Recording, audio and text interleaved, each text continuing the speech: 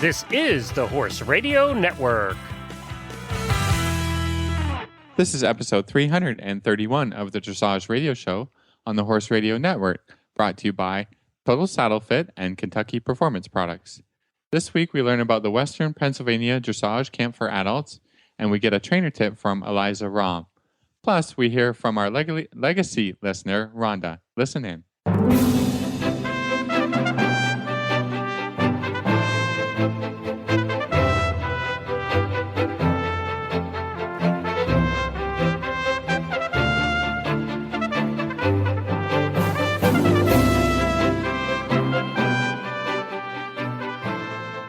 This is Reese Koffler-Stanfield from Georgetown, Kentucky.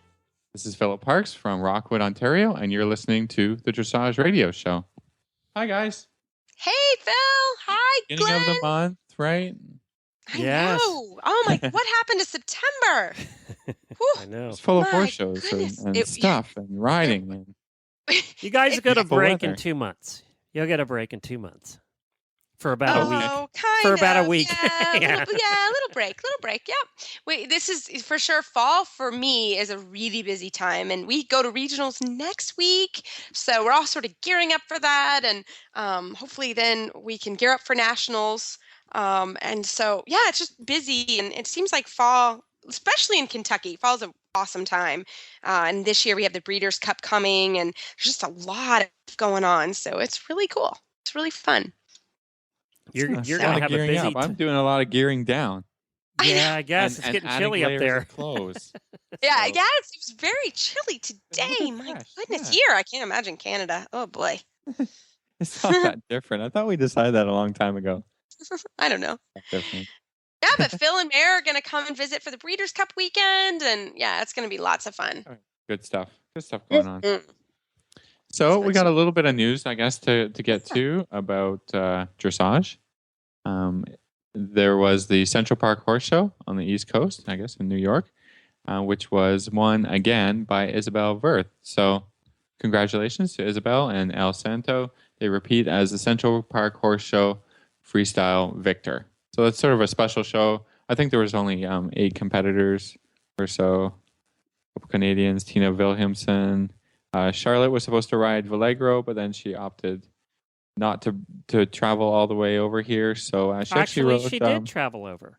She herself traveled, did. yeah. Yeah, Vallegro she didn't. traveled. Right. Right. Vallegro stayed home. Did you see the picture of her with the Pope in the back? I did. That was so cool. She's my hero. You guys know that. I Dressage just royalty and Catholic royalty all in the Awesome. same picture. It's all my, yeah, she's my there's lots of cool favorite. pictures floating around all over the place. She ended up Mhm. riding a Canadian competitor, Evie Strasser's horse Renaissance Time, to do a bit of a masterclass demo, and she rode the freestyle, just demonstrated her freestyle with Renaissance Time. So that was pretty cool. I heard great reviews about the show, how much fun it was, and Yeah, it looked like a lot of fun. yeah. We got to make it up to that show sometime.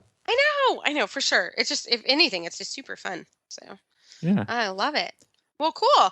Well, also some other news. US's Stephen Peters is currently ranked in the top 25 with both his horses, Legolas and Rosamunda. Wow.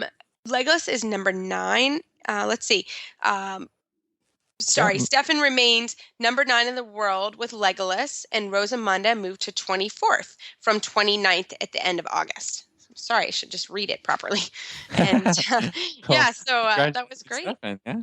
Yeah, fantastic. Congrats to him and his whole team. They work super hard, and that's a lot of fun for them. Our dressage royalty. Yes. Yeah, that's right. Fantastic. The American royalty.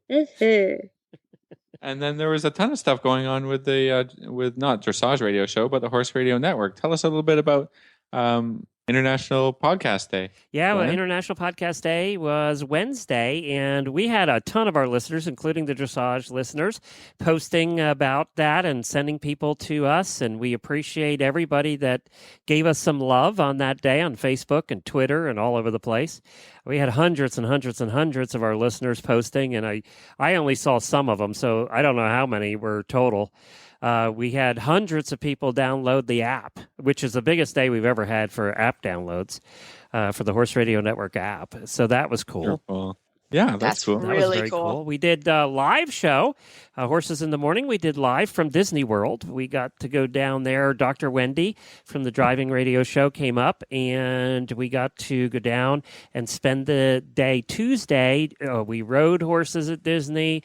They took us out on a neat trail ride. We got to see Disney deer, and they were real, not animated.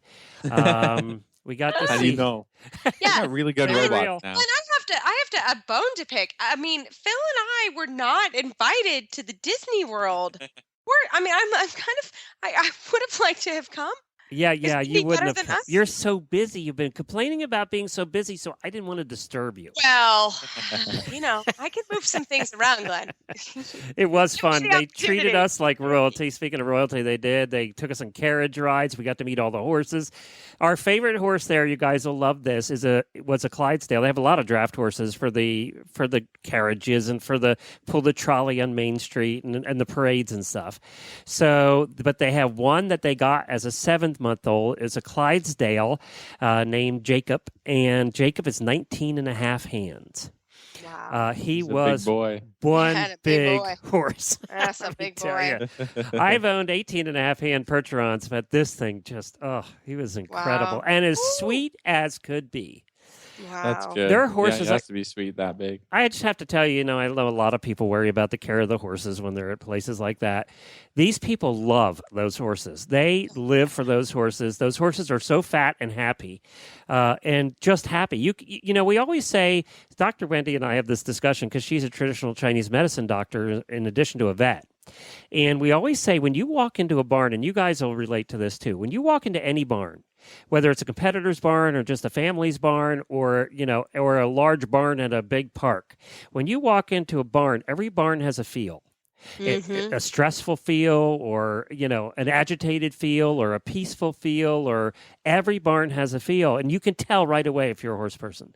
When we walked in those barns, it was so peaceful, so calm, so quiet. All the horses were munching and happy. They had these huge stalls, and it just was peaceful. And it was as Wendy said, she said it was one of the happiest barns I've ever been in. So that's nice to hear, isn't it? Awesome. It is. And we took the rides on the school horses, which know the route. You didn't have to hold the reins or touch anything. And I rode, by the way, guys. Automatic Wow. I was good on a for horse. You.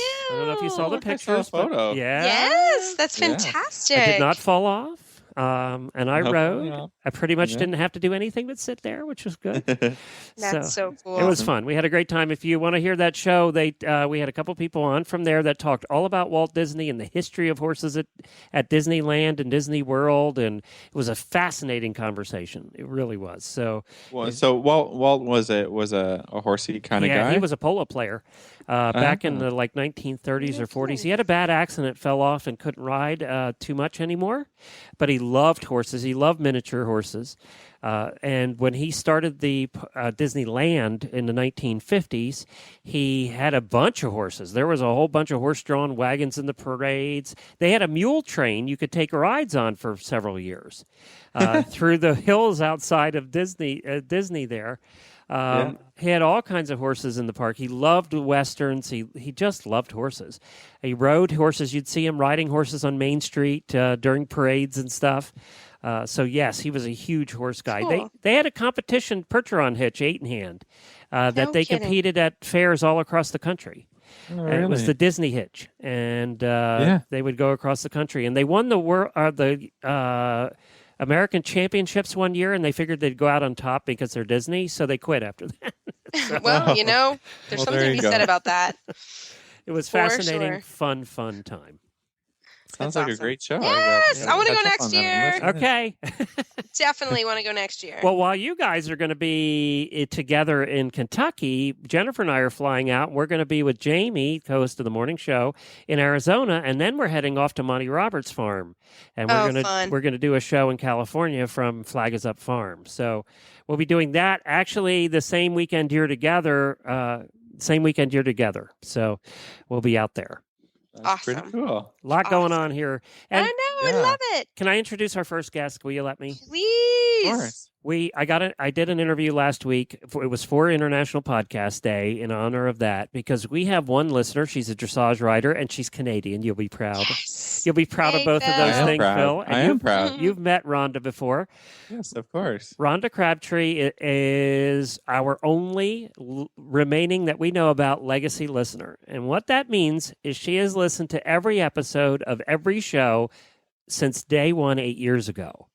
And to give you perspective, that means she's listened to 4,300 episodes. None of us have listened. I haven't listened to all the episodes. So, Wow. Yeah. That's amazing. and she Fantastic. has honestly done this. I know because she talks to me about most of them. So I thought, who could we better interview for International Podcast Day than our legacy listener, Rhonda? So let's take a listen. Our favorite podcast fan. Yay, Yes, Rhonda. exactly.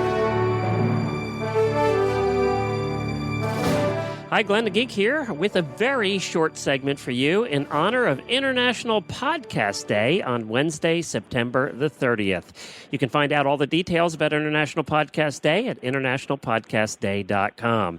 It's a day when we encourage you to go on to all your social media, your Twitters and your Facebooks, and post that you love podcasts. Tell all your friends about the Horse Radio Network and the other shows that you listen to. That's what International Podcast Day is all about, and we're extending it to the whole week. So just go on, hop on there, and put a link to our shows. We would appreciate the support. And we have with me today our, as far as we know, only legacy listener left, and that is Rhonda out of Canada. What that means is Rhonda has listened to every episode that we've done, which is now probably approaching 4,300 episodes, since day one. Hi, Rhonda. Hi, how are you? Good. Thank you so much for being our legacy listener and for hanging in there all these years. Well, thank you for putting out such great shows to listen to. And I have not even listened to all the episodes. So you're the only one, literally, I think. I'm the only one. That's right. And there are some listeners who do not believe that you have done this, but I happen to know that you have because you comment almost every week. You get in touch with me and comment about a couple of the episodes. So Yeah, that's true. So I kind of, I will vouch for Rhonda. And besides, Canadians don't lie. Yeah, I never that's lie. right. No, they never lie. So now, why did you start listening to podcasts in the first place, even before HRN, or was HRN your first? It wasn't my first. WDW Today was my first. And we started listening to that. I think we'd been on a trip to Disney World in 2007, and we came home and were missing the world, so we started listening to the podcasts. And then I started listening to you, I think it was about 2008, because that's when we started. because an email came from the 2010 WAG emails, and at the bottom was a little link to your 2010 podcast. So I saw that link and went, oh, there's a horse podcast, because I think I'd typed horse into iTunes or whatever a few times and never come up with anything. There were a couple of podcasts that had come and gone, like had done a couple episodes and then quit about horses when we started, but nobody that, was really sticking with it or trying to go big with it. Right. So you were at the very first episode of Stable Scoop back in 2008. And then we did the 2010 radio show was the next one to come along, and then all the others after that. Why do you like podcasts? What's the thing that drives you to listen to them? And I know we're not the only ones you listen to. I think I just like learning things about things that I like. I don't know, listening to music over and over is just it's fun. There's nothing wrong with listening to music, but I'd rather learn something and sort of feel engaged when I'm driving and walking the dogs. And so the on-demand part of it is also important. Yes. Yeah. Now, and you're a rider, but I would say that you're probably like kind of our average listener in that you're not a high-level competitor. You have a horse, you ride, you have a horse husband. You have dogs, and you just love horses, and I think that kind of puts you in there with 99% of our audience. Yep. I think I'm probably just like everybody else, for the most part. How do you listen to the shows now? They go onto my iTunes. Okay. My husband plugs in my iPod every night, and then he brings it up in the morning, and there's more shows on it. Well, anybody that's new to listening, you can also listen. You can listen on iTunes. There's a ton of different podcast players. I actually use one called Pocket Casts. It's an app for your phone where I listen to all my podcasts. And, of course, the Horse Radio Network app is free, and it's easy in iOS or Android. You can do either with that. Well, Rhonda, we certainly do appreciate you being an auditor and also being a legacy listener. And thank you for listening all of these years. We really appreciate your support, and it's been fun to meet you. And I also appreciate personally your input, because anytime I need to ask a question about a show, I know Rhonda's listened. Yeah, that's true. So I can you can always ask. That's right. I always ask her about it, and it's great. So if you like the shows, head on over to Facebook or Twitter, post on there, that you like them, post a link to our shows or to the app or something, and we would be thrilled for your support. And thank you so much, Rhonda, for joining us. Well, thank you.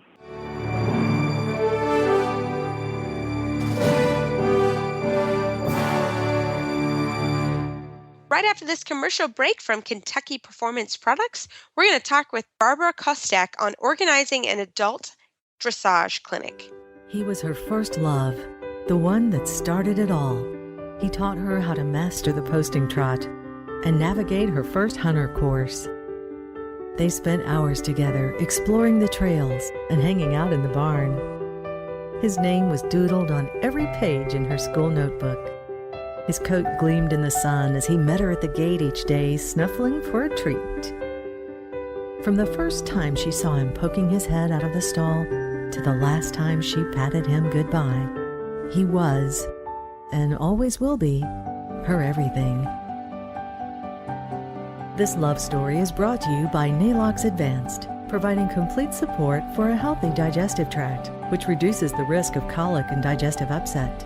The horse that matters to you matters to Kentucky Performance Products. Call 859-873-2974 or visit kppusa.com to order today. Well, this evening, I am so excited to have Barbara Kostek on. She was our organizer for the WPDA Adult Clinic that we had over the weekend, and I was up with them outside of Pittsburgh. Barbara, welcome to the show. Thank you. Thanks for having me. Yeah, well, we were chatting at the clinic, and this is such a unique idea of everybody coming together from the club, and everyone has a great time. And there's two clinicians, myself and Kate Fleming-Kuhn did this year. This is our second year in a row. And it was just really, it's such a fun event. So I asked you to come on the program to kind of talk about how you organize it and sort of the whole idea behind the camp. So I'll let you get started. Okay. I can tell you a little bit of the history. I dug around a little bit because I'm fairly new. I'm newer to the Pittsburgh area, so I'm newer to this particular organization. It's not something that my old organization did. It's very unique. You're right. Yeah. What their idea is there's lots of things for the kids to do. You've got your D for K, you've got your pony clubs, your 4-H, or whatever it is. But there's not a lot for the older adults, the amateur. And this was a way for them to get together and have a really good time and learn a ton over the weekend. I went as a participant the first year, and the person that was organizing it, who you met, Diana Pasternak, was stepping down, and I gladly stepped in because it definitely had to continue happening. Yeah, so tell us a little bit about the schedule, because it's a little bit of a unique schedule. So how does it work? We have the two clinicians come in. Ideally, we like them to be complementary because there's been a couple years where their teaching styles haven't been complementary, so it's a little disjointed. And you and Kate work together so well; it's just perfect. But and we've known it. Yeah, Kate and I ride with one. You ride with one clinician the first day, 45 minutes in the morning and a half hour in the afternoon, and then the other clinician you ride on the second day. And the third day is pretty much just quick half-hour rides, just to sort of recap, answer questions, maybe work on that one thing that you were stuck on over the weekend. And everyone's tired. And Yeah, you guys were really tired. I everyone's think there had tired. been a little bit of a party the night of. I'm not judging. I would have been at the party myself, but you guys had a good time on Saturday night. But that's the idea of the clinic as well. But so basically, everybody rides the first 2 days with each clinician, 45 minutes in the morning, and then actually coming back in the afternoon for a half an hour, which was great as a clinician because, and I think was there 6 in each group? Is that right? There were 6. There's 12 riders total that participate in the weekend. So Yeah. you each see 6 each day, and then you see everybody on Sunday. Right, and I it's think great. you liked it because you saw an improvement in the afternoon, or you were able to pick something from the morning and continue to work on it. Yeah, and that's great because not a lot of times people ride twice a day, everybody was very tired on Sunday, but it is nice to sort of digest your lesson and then come back in the afternoon and really you can ask questions or you could, you had our attention again for a half an hour, and I think that was really helpful for all the riders. And then in the evening, we also give a lecture. So there's times we get together and everybody has dinner together, and then the clinicians give a little lecture, which is great. And again, more time to spend with the clinician and as together as a group. And that's one of the things that I found was fantastic.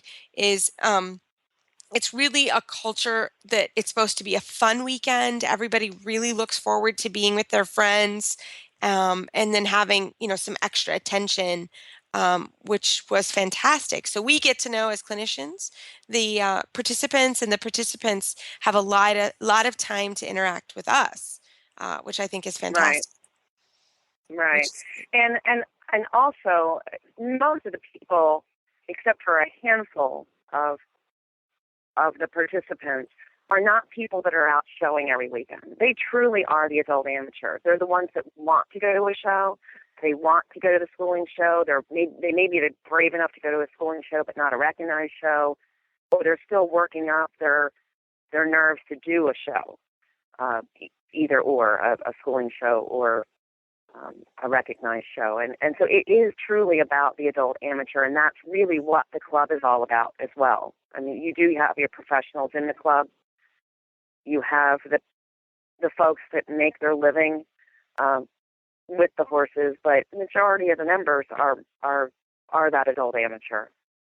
so what are some challenges for you as an organizer organizing this event? If somebody were to say, okay, this is a great idea, I want to organize this for my club. What are some tips you could give somebody for organizing adult The clinic? hardest part of the organization is finding the venue. Yeah, I was just about to say that. You've got to have a venue that's got stalls and a place you can work, and I guess they have an indoor where near Pittsburgh. Yeah. Mm-hmm. Yes, An yes. indoor and an outdoor. But we were stuck inside, weren't we? We were stuck inside this weekend. Normally we have one ride going outside and one going inside, but because of the weather this weekend, we were fortunate enough to have the indoor it's big enough that we could have 2 people going at the same time. That is the biggest challenge, and we're very, very thankful for Lynn and Sam Viviano and Rocking Bee Stables to allow us to come and invade their space every year. If we didn't have that opportunity, we would be searching around for something else, and it's hard. That is truly the biggest challenge. And then I would think after that is just finding the right the clinicians to come in. After that, things sort of start to fall into place. And how did the riders sign up? Did they sign up pretty early in advance, right? Yes, they do. Our opening date is July 1st. This year we started something new where it was only open to our membership for the first 2 weeks, and we were filled in a week. So this camp has become something that people look forward to. I had entries coming to me in express service. They wanted to make sure they got so in. bad. Yeah, they want it in there. Yeah.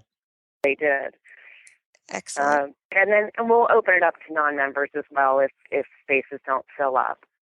But this was the first year, I think, that it was completely filled by our membership. Well, it was a lot of fun as a clinician, and I hope everybody, and it seemed like everybody had a blast as kind of, clinic participants. So, Barbara, if somebody was interested in organizing this for their own club, how do they get in touch with you for some ideas?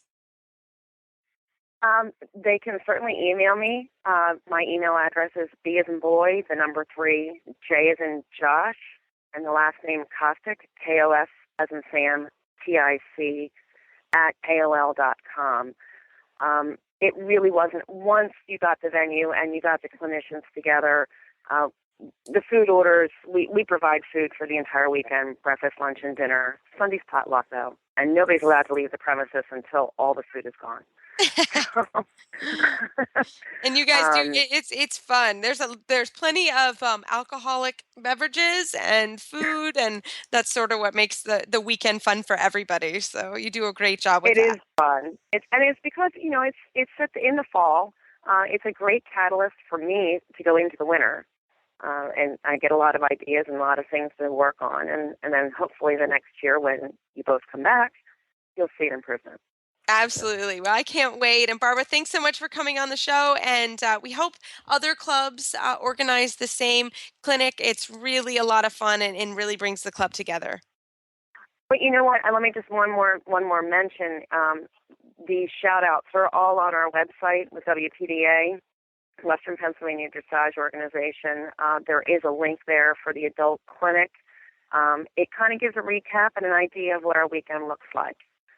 Awesome. If someone were interested in looking at that. And then get in touch with me, and I'd be glad to help you through it. Cool. Fantastic. Cool. Thanks so much. This tip brought to you by Total Saddle Fit, the shoulder relief girth that Reese and Philip both love. And here's why. The saddle fit solution you have been waiting for is finally here. TotalSaddleFit.com is proud to introduce the shoulder relief girth. This strategically shaped girth actually moves the girth line of your saddle back over 1 inch, thereby freeing your horse's shoulders from the saddle. Traditional girths pull saddles up against a horse's shoulders and often over the top of the shoulders. The shoulder relief girth's recessed ends allow for the billets to buckle into the girth farther back to give your horse unparalleled freedom of motion. We are so certain that your saddle will fit better and your horse will be more comfortable that for a limited time we are offering a 30-day, 110% money-back guarantee. If you are not totally satisfied with your shoulder relief girth, send it back for a full refund plus 10% of the purchase price. Don't wait. Order now for the best saddle fit solution available. At TotalSaddleFit.com. Visit TotalSaddleFit.com. Well, tonight for our Total Saddle Fit Tip of the Week, we have Eliza Sidner-Rom. She's a USDF bronze, silver, and gold medalist and a certified instructor through 4th level. And she just got back from a month in Germany studying with Oliver Ulrich. Eliza, welcome to the show. Hi, thank you so much for having me. Well, we are super excited to get started with our Total Saddle Fit Tip of the Week. So what is your tip for tonight? My tip is for riders who experience horses that are very different feeling in the 2 reins. Let's say the left rein feels heavy and stiff, and the horse maybe feels too light or much lighter on the right rein. And I think a lot of times people will feel that and focus on the heavy or the stiff rein and think, oh, the horse is so heavy on the left rein, I got to bend it, I got to get it off the left rein. But it is usually the other rein that is the problem. So in this example, the right rein, they're not seeking enough. They're not drawing on that enough. So I try to tell myself when I feel that to resist the urge to bend them and get them off of the heavy rein and try to turn my focus to the other rein and get them to push more steadily into that rein and try to find a little more solid connection on that side. And then voila, the stiff, yucky rein is hopefully a little bit lighter. And maybe not immediately, really tip. but Yeah. eventually. Yeah, this is huge. This happens to a ton of people. Yeah. Yeah, it's super common most problem. horses are not even in the two reins. I mean, I can think of very few horses that I've ridden over my lifetime that were totally even in the two reins. And that's our goal as a trainer, to make them as even as we can. But I think the vast majority of horses are uneven in the two reins. So it's just a way to shift your thinking also to think what to do instead of what not to do when you're thinking, oh, this horse is so heavy on this one side, and that's sort of the negative side of things. But if you can think of what to do, get them to seek the other rein, then it's a more positive way of approaching it. When I watch a horse that has a little bit this issue, it's usually a hind leg that doesn't track as much. One hind leg that doesn't track as much as the other hind leg. So I like the idea of getting the horse to push more towards the light rein rather than pulling the horse off of the heavy rein. Right? Just different ways of saying the same thing. Exactly what you said, but I like to have a picture of what is happening underneath me that causes this problem. So, do you have some specific exercises that I can think of a few, but that you would use to help with this problem? Well, in a fairly basic way, I would say if we go back to our example of the horse that's very heavy in the left rein and not enough in the right rein, I would often then go to the right, track to the right, and make the right rein on the inside, that I can kind of turn my focus to making the horse bend around my right leg, getting that right hind underneath themselves, and find a steady contact, as steady as I can, even if it's very, very light, with the right rein, and then try to keep that connection as I go back to the left. And then I totally agree, Bill, that it's the hind legs that are probably not equally strong, and definitely in this case, you're not going to have 100% straight horse when you have this uneven feeling in the context. So wherever this specific horse needs help with straightening, probably trying to get them to carry the weight equally on both hind legs. So shoulder in, possibly with a young horse, a little bit of leg yield to get them to bring one hind leg under them more and push into the rein that they need to take more. So I would say leg yielding and shoulder in are some pretty common exercises to use. And then suppling exercises like figure eights or serpentines to try to turn your focus to getting a connection on the rein that's too light. Yeah, I totally agree. I mean, my favorite exercise when I have this happen, and I have this, my Denali, who we all know is perfect. That's my special horse, Eliza. He's very strong left. And I really do a lot of leg yielding to my right rein, and especially feeling it in my right elbow. I really say, hey, you've got to take the right rein. And then in turn, I'll do kind of a leg yield zigzag with him. So I'll leg yield from left to right to the right rein. And then I'll say, okay, now we got to leg yield right to the left rein. So that's one of my favorite exercises for horses that want to be really strong on one rein or the other, and just kind of essentially forcing them with the leg yield to go to either outside rein that I need. Phil, how about you? Yeah, I like Eliza said, it's really it's a straightness pushing problem. I depending on the level of the horse, but I like to do a little renvers, because when you do shoulder in, it can cause the horse to get even more crooked. The horse will start to sort of fall away from being underneath you and really still not taking that.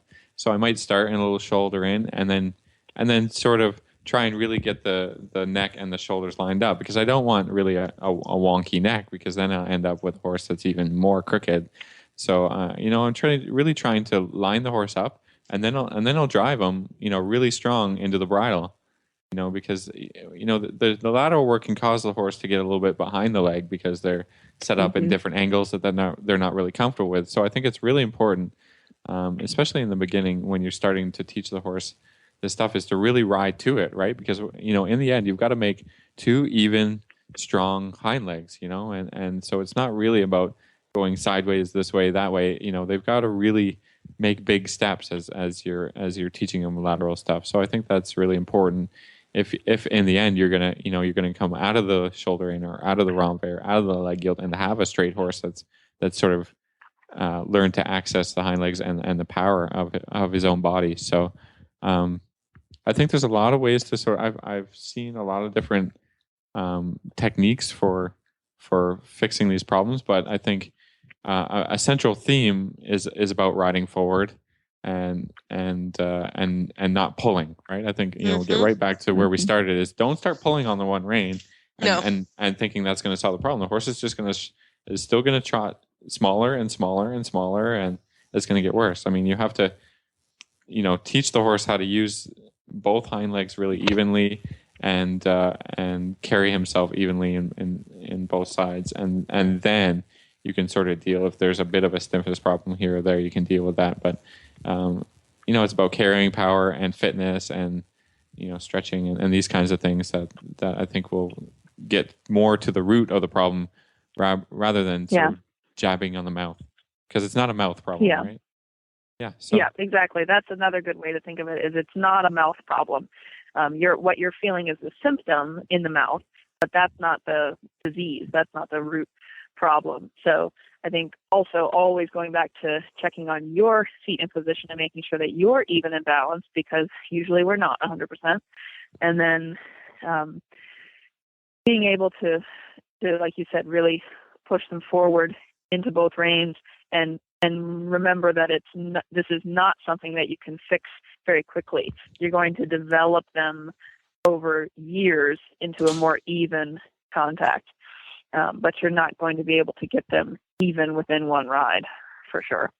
No, unless it's a saddle issue or, like you said, a rider, falling off to one side. I'm sure, we have lots of those sort of, if we have a strong side, maybe you're driving way more with your right leg than you're able to with the left. So you've got to sort of evaluate that, whether the rider is causing the problem.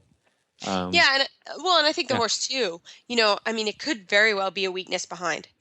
You know what I mean? I think you can't discount that there could be some body issues on why the horse is doing this for one way or the other. I think you have to. Chiropractic is an idea to think about. Yeah, that there might be a spinal something or Yeah, I think you have to be at least sensitive to that, at least get it checked out, especially if it changes. I think that the horse can be strong, it can change, but I think that's if it becomes very strong or it's always the left rein or it's always the right rein, it may be worth also riding, but it may be also worth talking to your vet or your chiropractor and, seeing kind of as a whole unit. That would be my 2 cents to that. Good point. Well, I think that was an awesome trainer tip, Eliza. Thank you for joining us tonight and giving us something to think about and some things to work on when we're riding. How can people find you online? You can go to my website, which is www.elizasidnordressage.com, or you can find me on Facebook at Eliza Sidner Dressage. So thanks again for having me. This was super fun. Thanks, Eliza. Yeah, thanks.